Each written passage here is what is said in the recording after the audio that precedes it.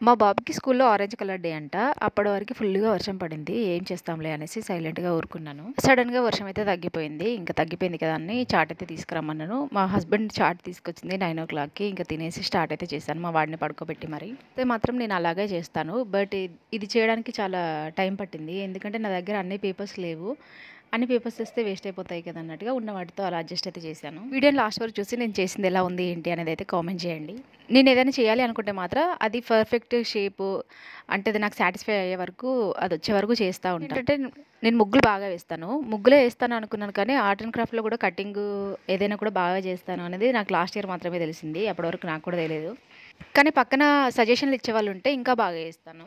ఇంకా మా పక్కన మా హస్బెండ్ అయితే ఉన్నాడు. ఇంక నేను ఏది చేసినా నీ ఇష్టం ఎలా అయినా చెయ్యి అంటాడు. ఇది సపోర్ట్ చేస్తున్నట్టా చేయనట్టా అనేది నాకైతే అస్సలు అర్థం కాదు. ఇది అప్పుడే అయిపోలేదు. చిన్న చిన్న టచెస్ ఇస్తేనే ఏదైనా నీట్‌గా కనిపిస్తుంది. ఇంకా నేనైతే చేయడం అయిపోయింది. అప్పటికే 10:30 అయిపోయింది. ఇంకా ఇది బాగుందా లేదా అనేది కామెంట్ చేయండి. వీడియో నచ్చితే లైక్ చేయండి. Thank you so much for watching the video. By.